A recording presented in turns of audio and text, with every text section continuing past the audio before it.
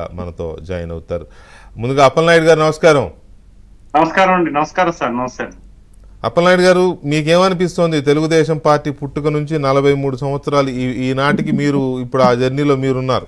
మొదటి నుంచి లేకపోయినా సరే, అప్పుడు మీరు మనం అంతా లేము, మధ్యలో వచ్చి జాయిన్ అయినా కూడా మీకు ఎప్పుడు ఒక అవకాశం వచ్చింది. మీలాంటి వాళ్ళకి చాలామందికి అవకాశాలు వచ్చినాయి కదా.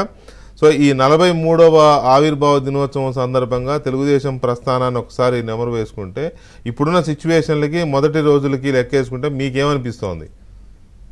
సార్, యాక్చువల్ గా 93 నుంచి కూడా మా ఫ్యామిలీ, మా అన్నయ్య స్వర్గీయ సహదేవుడి గారు, ప్రథమ పార్టీ గారు ఇచ్చర్ల కాన్ఫరెన్స్ లో కంటెస్ట్ చేసేటప్పుడు 83 నుంచి కూడా ఫ్యామిలీ ఉంది. అన్నయ్య గారు కూడా 83 నుంచి తొలి శాశ్వత సభ్యుడు తీసుకున్నాడు. ఆయన తొలి సభ్యత్వం తీసుకున్నాడు. అలాగే మేము 5th 4th క్లాస్ లో స్టార్ట్ అయింది. 83 రిజల్ట్ వచ్చిన తర్వాత మేము మాకు ఇచ్చిన తక్కువ, మా అమ్మగారు ఇచ్చిన 5-10 రూపీస్ లో ఆ రోజు చాక్లెట్లు కొనుక్కొని పంచుకున్న రోజులు కూడా మాకు గుర్తున్నాయి. సో అక్కడి నుంచి జర్నీ స్టార్ట్ అయింది.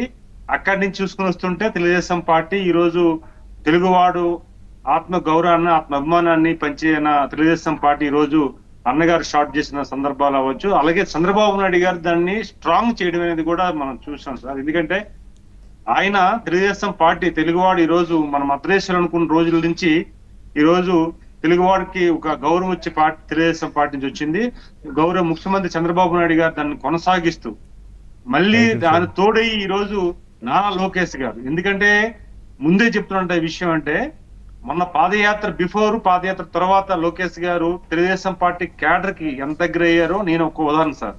ఎందుకంటే వారు చంద్రబాబు నాయుడు గారు 95 నుంచి ఆయన సీఎం అయిన తర్వాత, నేను యాక్టివ్ అయినప్పుడు కూడా, నా ఎడ్యుకేషన్ ప్రొఫెషన్ అయిన తర్వాత కూడా ఫ్యామిలీ మెంబర్స్ అటాచ్ ఉన్న తర్వాత ఆయన ప్రేమతో, అభిమానంతో, ఒక ఎఫెక్షన్ తో జాయిన్ అయ్యి యాక్టివ్ అయిన సందర్భాల నుంచి మొన్న జరిగిన ఎన్నికల వరకు నా పట్ల, ఎందుకంటే మా తాతల తండ్రులు ఎవరు మంత్రులు, ఎమ్మెల్యేలు, ఎంపీలు చేసే సందర్భాలు లేవు, మా ముత్తాతలు కూడా చేసే పరిస్థితి లేదు. తెలుగుదేశం పార్టీ సిన్సియర్మైన కార్యకర్తలం అంతే. మా అన్నగారి నుంచి, మా నాన్నగారి నుంచి, మా అన్నగారి నుంచి, మా కుటుంబ సభ్యుల నుంచి. అప్పటి నుంచి కూడా మొన్న యోగాల పాదయాత్రలో కందుకూరు నియోజకవర్గంలో వారు పాదయాత్ర చేస్తుంటే, నేను పాదయాత్ర కుప్పం వెళ్ళాను, తర్వాత కందుకూరు వెళ్ళేటప్పుడు వారు నన్ను చేయబట్టుకొని పాదయాత్ర చేసిన తర్వాత మరుసటి రోజు నాకు పిలిపించి, అన్న మీరు బాగా చేస్తున్నారు యాక్టివిటీస్ అని చెప్పేసి ఒక హక్కు ఇచ్చి, మీరు జాగ్రత్త చేసుకోవాలి, తెలుగుదేశం పార్టీ అధికారంలో రావాలి, నేను అట్లందరూ కూడా త్యాగాలు చేయవలసిన అవసరం ఉంటుందని చెప్తూ బాగా పనిచేయమని చెప్పి ప్రోత్సహించారు. అంటే మాట ఇవ్వడం కంటే పార్టీ ముఖ్యమైనది ఒక సో అలాంటి సందర్భాల నుంచి నేను హెచ్ఆర్ల కాన్స్టిట్యున్సీకి నేను ఒక రకంగా చెప్పాలంటే ఆశపడ్డాను, ప్రయత్నం చేశాను. కానీ అది బీజేపీకి వెళ్ళిన తర్వాత లోకేష్ గారు, చంద్రబాబు నాయుడు గారు ఎలాగైనా సరే ఒక కార్యకర్తలకి ప్రతినిధిగా ఉన్నాడు, కార్యకర్తలతో పెరిగి వచ్చాడు కనుక నేను, ఎందుకంటే వార్డు నెంబర్ నుంచి కూడా నేను ఎదిగి వచ్చాను. 95లో నేను గతంలో కూడా నేను ఎడ్యుకేషన్ చదువుకున్నప్పుడు కూడా మా గ్రామ శాఖ సెక్రటరీగా పనిచేశాను నేను.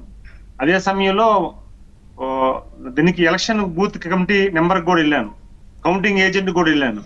అక్కడి నుంచి చూసి వచ్చిన బాబు గారు మళ్ళీ లోకేష్ గారు గత 10 ఏళ్ళ నుంచి క్లోజ్ అబ్జర్వేషన్ లో నన్ను చూడడం, ఎట్టి పరిస్థితుల్లో కూడా ఈ కార్యకర్తకైన వ్యక్తికి ఇవ్వాలని ఒక ప్రతిష్టాత్మకమైన విజయనగరం పార్లమెంట్, మీకు కూడా తెలుసు దాని పరిస్థితి, ఎంతమందో ప్రముఖులు పోటీ పడ్డారు, ఎంతో మంది ఇటు కూటమి అభ్యర్థులు కానీ లేకపోతే తెలుగుదేశం పార్టీలో నాయకులు కానీ చాలా మంది ఎదురు చూసిన సందర్భాలు. పోస్పోర్ట్ అశోక్ గారు లాంటి ప్లేస్ లో నాకు పంపించి గౌరవించినట్టే ఇది తెలుగుదేశం పార్టీ సాధ్యం. దీని అంతటికి కారణం, మూల కారణం ఏంటంటే, క్రమశిక్షణగా పనిచేస్తే, నిజాయితీగా పనిచేస్తే పదవులు వస్తాయి అనడానికి నేను ఒక ఉదాహరణ సార్. ఎందుకంటే నాకు కదా మిమ్మల్ని పెట్టింది వాళ్ళ, ఎందుకంటే పాత తరానికి కొత్త తరానికి, కొత్త రాజకీయాలకి వారధిగా ఉండడం ఒకటిను. ఇప్పుడు లోకేష్ కొత్త ఆలోచనలు చేస్తున్నారు, పార్టీలో రాబోయే తరం కదా, అదే నెక్స్ట్ తరం ఆయనే కాబట్టి కొత్త ఆలోచన చేస్తున్నారు. పాత ఆలోచనలతో ఉన్న సీనియర్ నాయకులు, కొత్త ఆలోచనలు, కొత్త రక్తంతో, యువ రక్తంతో ఉన్న మీలాంటి వాళ్ళు, ఇంకా జూనియర్స్, మీకంటే కూడా జూనియర్స్ చాలా మంది వస్తున్నారు. సో వీటన్నిటి మధ్య ఆ సంధానం ఎలా ఉండబోతోంది అనేది ఒక అంశమైతే, ఒక్క నిమిషం అప్పలనాయుడు గారు, సత్యమూర్తి గారు, మీరు